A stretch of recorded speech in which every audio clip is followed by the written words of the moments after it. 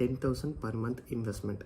அந்த 10,000 எப்படி நம்ம கோல்டில், சில்வரில், மியூச்சுவல் ஃபண்ட்ஸில் மற்றும் ஷேர்ஸ் இது 4லையும் சேர்த்து எப்படி அதை டைவர்சிஃபை பண்ணி மேக்ஸிமம் ரிட்டர்ன் எப்படி கொண்டு வரதுங்கிறத நம்ம இந்த வீடியோ பார்க்க போகிறோம். இது வரைக்கும் நம்ம சேனலை சப்ஸ்கிரைப் பண்ணாமல் இருந்தீங்கன்னா மறக்காமல் சப்ஸ்கிரைப் பண்ணுங்கள். ஃபஸ்ட் இந்த 10,000 3ஆக ஸ்ப்ளிட் பண்ணுறோம். ஒன்று ETF, ரெண்டாவது மியூச்சுவல் ஃபண்ட், அது மூணாவது ஷேர்ஸ். ETFக்கு 3,000, மியூச்சுவல் ஃபண்டுக்கு 4,000 அண்ட் ஷேர்ஸுக்கு 3,000. ஃபஸ்ட் ETF 3,000ங்கிறத இன்வெஸ்ட்மெண்ட்டாக நம்ம ஃபிக்ஸ் பண்ணும்போது இதை ரெண்டாக பிரிக்கிறோம். ஒன்று கோல்டு ETF, அந்த கோல்டு ETFக்கு 1,500, அந்த ரெண்டாவது சில்வர் ETF 1,500. இது நமக்கு 3,000க்கான ETF பிளான். ரெண்டாவது மியூச்சுவல் ஃபண்டில் ஃபஸ்ட் ஒன் என்ன அப்படின்னா நிஃப்டி 50 இண்டெக்ஸ் ஃபண்ட், ரெண்டாவது ஃப்ளெக்ஸி கேப். இந்த ரெண்டுலேயுமே 2,000 ரெண்டு அலோகேஷன் கொடுக்குறோம். அது மியூச்சுவல் ஃபண்டுக்கான 4,000 நமக்கு அது மேட்ச் பண்ணுது.